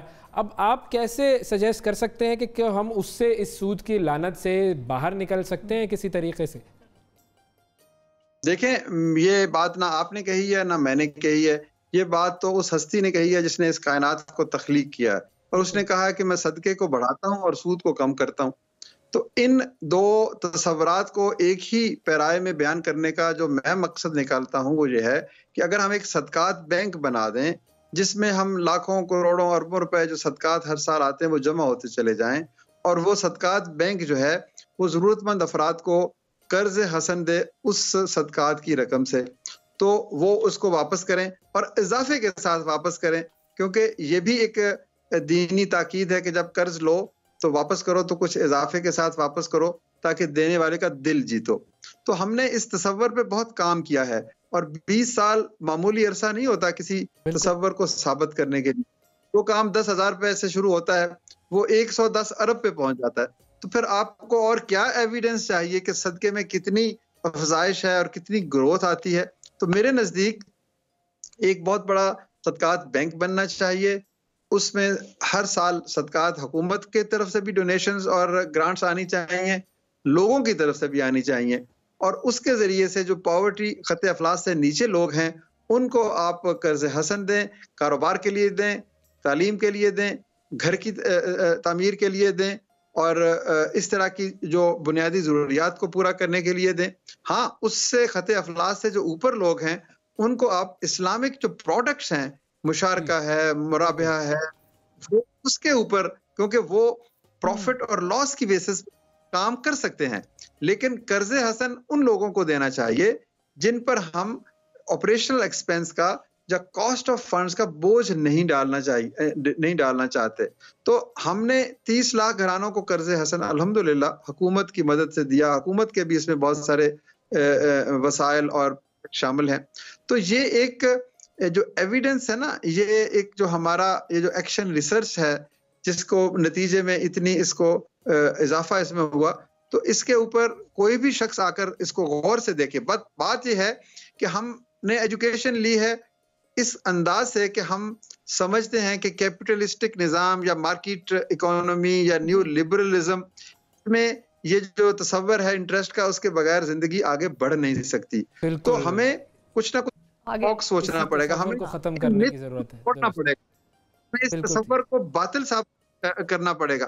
تو ہمیں یہ نہیں ہے کہ جو کچھ ویسٹ نے کہہ دیا وہ حرف آخر ہے. آپ دیکھیں نا، آپ نے زندگی میں کئی دوستوں کو 1000 روپے یا 10,000 روپے دیا ہوگا اور وہ واپس لے لیا ہوگا. تو درمیان میں اس کے نتیجے میں ایک محبت کی ایک کیفیت نے بھی جنم لیا. تو ہم نے کوئی نئی بات نہیں کہہ رہے، ہم کہتے ہیں کسی انڈیویجول کانسیپٹ جو ہے قرض حسن کا، اس کو آپ انسٹیٹیوشنلائز کر دیں. معاشرے میں خیر بھی ہوگی، نیکیاں بھی ہوں گی، اور سود سے بھی ہم بچیں گے. سود کی ممانعت کے بارے میں جتنے سخت احکامات قرآن پاک میں ہے, آپ بھی سمجھتے ہیں, میں بھی سمجھتا ہوں. لیکن بات میرا خیال ہے اتنا سخت بیان کسی چیز کے بارے میں آیا ہی نہیں. بالکل صحیح بات ہے. واقعی ڈاکٹر صاحب ہماری پوری دعا یہ ہے کہ اللہ تعالیٰ جو ہے وہ آپ کے جو کام آپ کر رہے ہیں اس میں مزید اضافہ فرمائے, تاکہ بہت سارے اور لوگوں کی مدد ہو سکے اور بہت سارے اور لوگ جو ہیں وہ اپنے پیروں پر کھڑے ہو سکے. بالکل, اور سرکاری محکموں میں جو لوگ ہیں جو اس وقت پروگرام دیکھ رہے ہیں ان کو بھی چاہیے کہ جو ڈاکٹر صاحب نے سجیشن دیا اس پہ بھی کان دھریں. ہو سکتا ہے کوئی بہت اچھی چیز جو ہے پاکستان کر لے, بالکل کر لے, اور ایسا ہو سکتا ہے کیونکہ ان کا ماڈل جو ہے وہ یہی بتاتا ہے. ڈاکٹر صاحب بہت شکریہ ادا کریں گے ہم آپ کا, وقت دیا آپ نے ہمارے پروگرام کے لیے. اور واقعی ایسے لوگوں سے جب بات کرتے ہیں نا آپ تو ایک انسپریشن جو ہے وہ جاگتی ہے, دل میں جذبہ جاگتا ہے. بالکل, لیکن آپ نے تو خیر ان کی کتابیں پڑھ کر آپ کو یہ احساس ہوا کہ وہی پاکستانی قوم اس چیز میں بہت آگے. مجھے ہمیشہ سے یہ یقین تھا, اعتماد تھا کہ چیریٹی میں پاکستانیوں کا کوئی ثانی ہے. مطلب مجھے کتابیں پڑھ کر ایمان اور مضبوط ہوا ہے میرا. پہلے میں پاکستانی قوم پر بڑا اعتماد کرتا ہوں. اچھا, ہاں بالکل, مجھے پتا ہے اس میں مجھ جیسے ہیرے موجود ہیں, آپ جیسے ہیرے موجود ہیں, اور بہت سارے ہیرے. آپ جیسے ہیرے کو ہم اس کے شہر ہی نہ بھیج دیں واپس. کراچی چلتے ہیں ناظرین, ہمارے ساتھ عائشہ موجود ہے. السلام علیکم. السلام علیکم. وعلیکم السلام. جمعہ مبارک آپ سب کو. آپ کو بھی بہت مبارک ہو عائشہ. بتائیے بھائی, جمعہ ہے آج آپ کیا ڈش پکا رہی ہیں؟ جی آج جمعہ ہے تو جمعے کو کوئی خاص ڈش بننی چاہیے, اور ساتھ ہی ایک سویٹ ڈش بھی بننی چاہیے, وہ بھی دیسی میٹھا. تو لیکن ہمارے جو لوگ ہیں, ہمارے افطار مزیدار کچن میں نا, ہم نے سوچا ہے کہ ایسی ریسیپیز بنائیں جو ہمارے لوگ مس کر رہے تھے. ہائی وے کی کڑھائی, تو آج میں بناؤں گی بلوچی کڑھائی. زبردست, بہترین بلوچی کڑھائی. واہ واہ واہ, کیا بات ہے. جی بلوچی کڑھائی بہت ڈرائی ہوتی ہے, تو اس کو ڈرائی بنتی ہے تو میں پہلے سے سفر کر رہے ہیں. جی چلیں آپ سفر شروع کریں اور میں اپنی ریسیپی شروع کرتی ہوں. کیونکہ ڈرائی ہوتی ہے تو اسے پہلے میں سرکہ لگاؤں گی تاکہ اندر سے چکن جوسی رہے. ساتھ میں اس میں نمک ایڈ کروں گی. اس سے کیا ہوگا, ہم اسے لگا کے رکھ دیں گے کم سے کم 25 منٹس کے لیے, تو اندر سے ہماری چکن جوسی رہے گی کیونکہ ہم کڑھائی ڈرائی ہوگی. یہاں میں کڑھائی رکھ لیتی ہوں, اسے گرم کروں گی, اور یہاں میں اس میں شامل کروں گی میزان کوکنگ آئل, جو کہ ہماری کھانے کی غذائیت کو, ذائقے کو برقرار رکھتا ہے. میں 1 کپ لے رہی ہوں.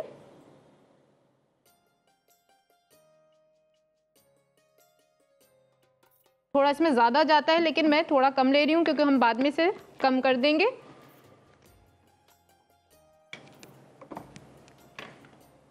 یہاں یہ گرم ہو رہا ہے, ہم اس میں اپنی چکن جس میں ہم نے سرکہ اور نمک ایڈ کیا تھا وہ شامل کر دیں گے. اسے ہمیں گولڈن فرائی کرنا ہے. یہ ہم ساری کی ساری اس میں چکن ڈال دیتے ہیں. چکن میں نے کڑھائی والی لی تھی جو 12 پیس ہوتی ہے ایک کچن کے, چھوٹے چھوٹے پیسز ہوتے ہیں, بہت اچھی بنتی ہے اس سے. کوئی خاص کٹ آپ میں ایڈ کر دوں گی, کوئی بھی لے لیں. جی کڑھائی کٹ ہے, یہ کڑھائی کٹ ہے. اس میں لہسن ادرک کا پیسٹ شامل کر رہی ہوں. اسے ہم کریں گے فرائی. ہر ڈش کا اپنا کوئی کٹ جی چھوٹا پیس ہوتے ہیں اس کے. جی اپنا کٹ ہوتا ہے, تاکہ سب جس جس کو بانٹ رہے ہیں ان کو چھوٹی چھوٹی بوٹیاں تیار ہوگا. جاتی ہوں اس لیے مجھے پتا ہے. جی آپ کچن سے کٹ لیتی ہیں, سائڈ پر ہی کٹ لیتی ہیں, تو اسی لیے پتہ ہی نہیں ہوتا کہ کیا ہو رہا ہے کیا نہیں ہو رہا. لیکن یہ جو کٹ ہے, یہ چھوٹی چھوٹی بوٹیوں کا مطلب یہ ہے کہ لوگوں کو چھوٹی چھوٹی بوٹیاں ملیں گی. جی ہاں, کیونکہ ڈرائی میں ہاں یہ بھی مقصد ہو سکتا ہے, لیکن ڈرائی بنتی ہے نا تو زیادہ یہ ہوگا کہ چھوٹی چھوٹی بوٹیاں ہوں گی تو اندر سے ڈرائی نہیں رہے گی, جوسی رہیں گی چکن. تو اسے تو ہم فرائی کریں گے گولڈن فرائی ہونے تک. جو اس کا خاص مسالہ ہے ہم وہ بتاتے ہیں آپ کو. میں نے یہاں پہ ثابت دھنیا لیا ہے, ثابت زیرہ لیا ہے, کالی مرچ ثابت لی ہے, اور ثابت ہی لال مرچ لی ہے. اسے ہم ٹوسٹ کریں گے کیونکہ ہم زیادہ کوک نہیں کریں گے اس کڑھائی کو. تو ہم کیا کریں گے, جو مسالہ ہے وہ پہلے سے ہی ہم اسے براؤن کر لیں گے اور ڈرائی کو ہم پیس لیں گے. پھر ہم اس میں کیا کیا ایڈ کریں گے وہ میں آپ کو بتاتی ہوں. یا میں نے تکہ مسالہ لیا ہے وہ ڈالوں گی, گرم مسالہ ڈالوں گی, اور چاٹ مسالہ اوپر سے سرونگ میں ڈالیں گے. اسے جیسے ہم فرائی کریں گے اس میں ابھی ہم ہری مرچیں بھی ڈال دیں گے. ہری مرچ پہ میں نے کٹس لگائے, ورنہ آپ ڈالیں گے وہ ایک دم سے کیا ہوگا کہ اس کی چھینٹیں آنے لگیں گی. تو اسے اچھی طرح فرائی کر رہے ہیں. ساتھ ہی مسالہ میرا بھن رہا ہے. اس میں لیمن جوس بھی جائے گا, وہ بھی ایڈ کریں گے ہم.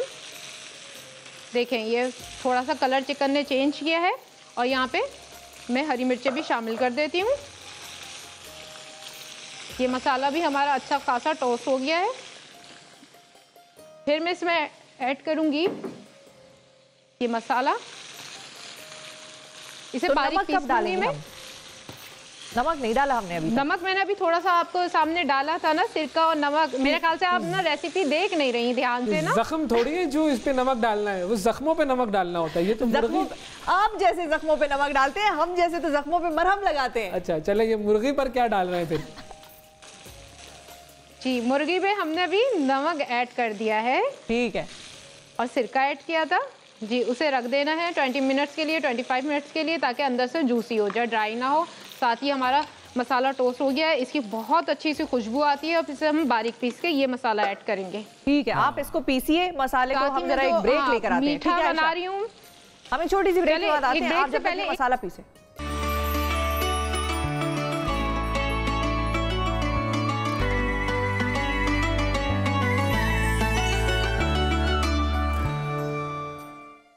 रमज़ान और हम में खुशामदीद। रोज़े के साथ तवील फाके की वजह से खून में ग्लूकोज की कमी और डिहाइड्रेशन यानी कि जिस्म में पानी की कमी हो जाती है। इसलिए डायबिटीज़ के जो मरीज़ हैं उनके लिए रोज़ा रखना काफ़ी एक मुश्किल काम होता है। शुगर के मरीज़ किस तरह रोज़ा रख सकते हैं और रमज़ान में रोज़ा रखने के लिए शुगर के मरीज़ों को क्या करना चाहिए, शुगर के मरीज़ों को रोज़े के साथ साथ क्या एहतियात करनी चाहिए, इस हवाले से हम बात करेंगे। हमारे साथ मौजूद हैं डॉक्टर मोहम्मद तैयब बादशाह साहब। अस्सलाम वालेकुम डॉक्टर साहब, सबसे पहले तो ये बताइए कि क्या जो शुगर के मरीज़ हैं वो बहुत सारे ऐसे लोग होते हैं जो समझते हैं कि वो रोज़ा नहीं रख सकते, तो क्या उनके लिए रोज़ा रखना कोई ऐसा मुश्किल अमल है कि जिसकी वजह से वो रोज़ा छोड़ दें?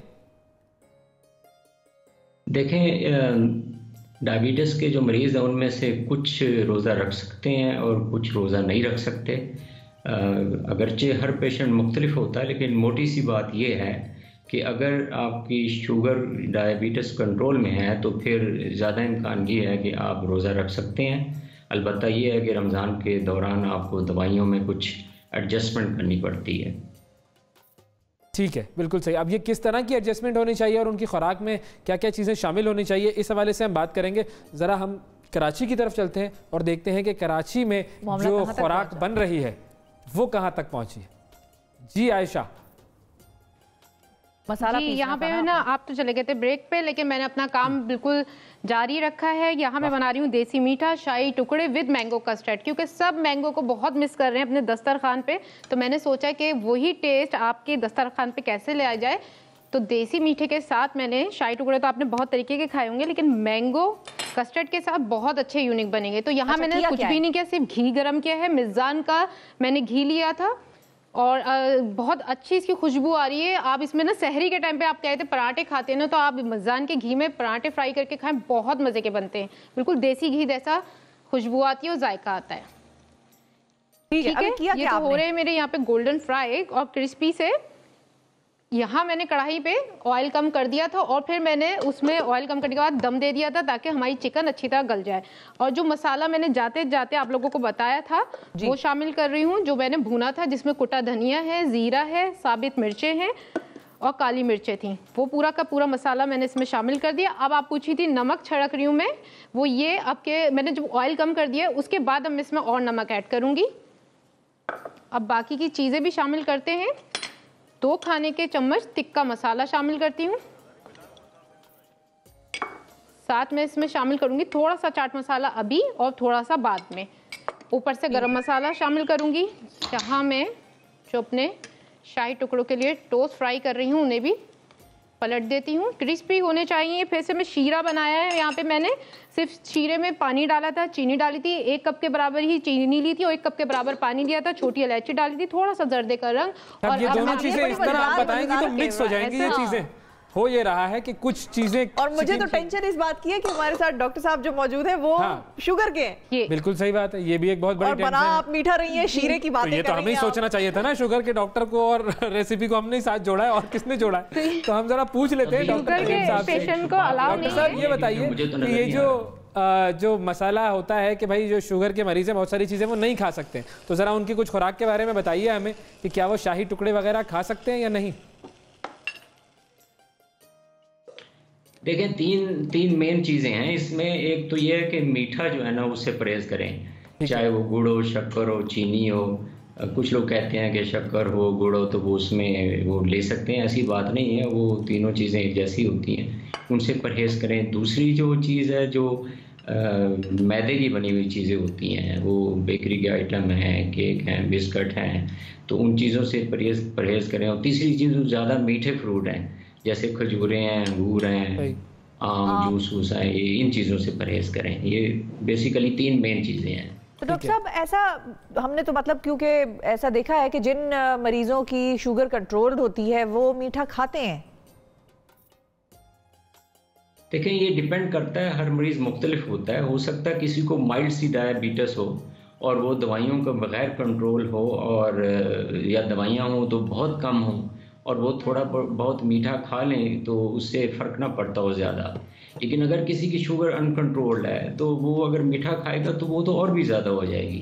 बिल्कुल ठीक, सही। अच्छा, अब ये सहरी के अंदर क्या कोई ऐसी चीज़ें हैं जो वो खाएं तो उनका रोज़ा जो है वो बेहतर हो सकता है और आराम से गुजर जाए, उन्हें जो है वो जो उनका मसला है वो ना महसूस हो रोज़े के दरमियान? सहरी में वो पूरा मील लें जिसमें कार्बोहाइड्रेट्स भी हो, प्रोटीन भी हो, फैट भी हो। उसमें जो नॉर्मल जो मील होता है, मीठी मीठी चीज़ें मत लें, लेकिन उसमें ये सारी चीज़ें होनी चाहिए और हो सके तो कुछ फ्रूट भी हो। और ताकि उससे जो दिन गुजर जाए। और यूजुअली जो दवाइयाँ होती हैं वो रमज़ान शरीफ में सहरी के टाइम पे कम दवाइयों की ज़रूरत होती है और अफ्तारी के टाइम पे ज़रा ज़्यादा डोज की ज़रूरत होती है। ठीक है, बिल्कुल सही। और कोई ख़ास मशरूब ऐसा हो सकता है जो कि उनके लिए ज़्यादा फ़ायदेमंद साबित हो? लेमनेड ले सकते हैं, उसमें वो आर्टिफिशियल स्वीटनर डाल लें तो वो ले सकते हैं। ठीक है, बिल्कुल ठीक है। बहुत शुक्रिया अदा करेंगे डॉक्टर साहब आपका। और आयशा, आपसे हम ये दरख्वास्त करेंगे कि आप जो भी कर रही हैं वो आप करती रहें। हमें एक छोटी सी ब्रेक पर जाना है, ब्रेक से वापस आते हैं तो दोबारा आपकी तरफ आएंगे।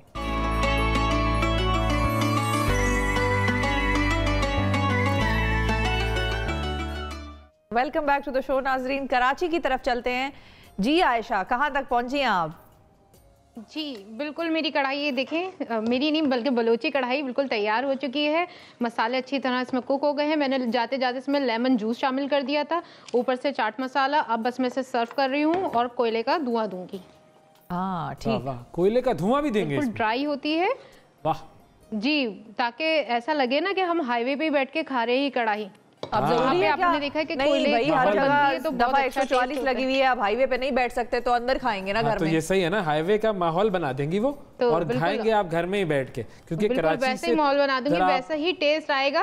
ताकि आपका नहीं ताल्लुक है ना कराची से, आपको नहीं पता कि कराची से हाईवे जाकर कितना अहम एक मरहला होता है कि खाना खाने के लिए वहाँ पर क्या क्या लवाजमात और जबरदस्त पिकनिक स्पॉट है बेसिकली। ओहो, बेहतरीन फूड स्पॉट है, पूरा फूड रोड है, फूड हाईवे है, बल्कि वो फूड स्ट्रीट होती है ना, वो पूरी फूड हाईवे है। अच्छा, क्या बात है।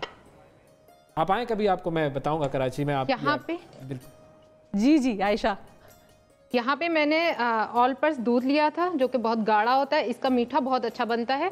तो मैंने ऑल पर्स दूध लिया था 1 लीटर, उसमें मैंने 4 खाने के चमचे मैंगो कस्टर्ड दूध में ही घोल के डाले थे और चीनी शामिल की थी और ये कस्टर्ड तैयार हो गया है। अच्छा। तो जाने से पहले जब मैंने आपको बताया था कि यहाँ पे मैंने जो स्लाइस ब्रेड के टोस्ट किए थे, फिर उसे मैंने शुगर सिरप में डिप किया था, वो बिल्कुल तैयार है। उसने शुगर सिरप को पी लिया अच्छी तरह। अब मैं ऊपर से कस्टर्ड डालूंगी, तो वो तो कस्टर्ड भी पी लेगा। नहीं, कस्टर्ड ऊपर गाढ़ा गाढ़ा होगा, वो ऊपर ही रहेगा। और अच्छा है, जब वो पी ले तो जूसी हो जाएगा, बहुत ही मज़ेदार हो जाएगा। यहाँ हमारी कढ़ाई पे जो मैंने कोयले का धुआं दिया था वो बहुत अच्छा अरोमा आ गया, पूरे सेट पे खुशबू सी हो गई है। आखिर में मैं इसमें ऊपर हरा धनिया तक आ गई खुशबू शामिल कर देती हूँ और एक लेमन का पीस। जी बिल्कुल, आप पहुँच गई होगी। ये देखिए, चाट मसाला भी शामिल कर देती हूँ और ये हो गई हमारी बलोची कढ़ाई तैयार। क्या बात है। अब आखिरी 2 मिनट है, उसमें ये वो वाला जो मीठा है वो भी अगर तैयार हो जाए ना तो कमाल हो जाएगा। जी बिल्कुल, वो भी तैयार हो गया है, बस उसे भी डिश आउट कर देती हूँ मैं। आज तो आपने मेरा ना इम्तिहान लिया है कि आयशा कितनी अपने काम में परफेक्ट है कि वो कर सकती है नहीं कर सकती 20 मिनट में 2 रेसिपी। आयशा कर सकती है। आयशा हमने मान लिया आयशा आपका नाम जो है वो तारीख के बड़े शेफ्स में आ जाएगा। ये मैंने ऑल पर्स के मिल्क के साथ इसका कस्टर्ड तैयार किया है। बहुत गाढ़ा होता है दूध, बहुत ही मज़ेदार होता है। इसे आप गरम गरम भी खा सकते हैं और ठंडा करके भी खा सकते हैं, बस ज्यादा गरम ना हो। हाँ, उचक लिया। चाय टुकड़े गरम गरम भी बहुत अच्छे लगते हैं। हाँ ठीक लग रहा है, वैसे नजर आ रहा है, मजेदार लग रहा है इस तरह से। हाँ, अब मैं इसमें क्रीम ऐड करूंगी जो कि ऑल पर्ट्स की है, इन्हीं के अपने दूध से तैयार होती है, इसलिए इसका बहुत मजे का टेस्ट होता है। ये वाकई बड़ा मजे का शामिल कर देती हूँ, थोड़ी सी और शामिल करूंगी, लेकिन इससे ऊपर मैं मैंगो जेली शामिल करती हूँ क्योंकि हम पूरा मैंगो टच दे रहे हैं इसे। तो मैंगो जेली थोड़ी पतली पतली बनाई थी, आम जो जेली जैसे हम जमाते हैं क्यूब्स में वैसी नहीं है, थोड़ी सी पतली रखनी है इसे, इस तरह से। ये भी बन गया। थोड़ी सी हम डालेंगे कलर देने के लिए स्ट्रॉबेरी जेली, वाह खूबसूरत सा कलर भी आएगा, मजे की भी लगेगी। ऊपर से हम डालेंगे आपके फेवरेट नट्स में मैंने काजू लिए हैं, बादाम लिए हैं, किशमिश लिए हैं। अखरोट नहीं है? ये हो गया हमारा देसी मीठा भी बिल्कुल तैयार। ठीक है जी, अखरोट पसंद है मुझे जो डाल सकते हैं आप इसमें, फ्रूट केन जो आता है जी, अखरोट था, बादाम थे, काजू थे और किशमिश है। हाँ ठीक है फिर तो ये भी हमारा मीठा तैयार हो गया है। वाह क्या बात है। आ जाएं आप कराची, कुछ शो आप कराची से कर लें बस इंशाल्लाह ये तो हमारी दुआ रोजाना होती है, और साथ अफ्तार भी हो, और जो है वो ये जो ज़बरदस्त चीज़ें आप बनाती हैं ये हम ज़रूर चखें। और कराची में आपने ये अफ्तार तैयार कर ली, यहाँ इस्लामाबाद में अफ्तार का वक्त जो है वो हुआ चाहता है, तो चलते हैं इस्लामाबाद में अफ्तार की तरफ।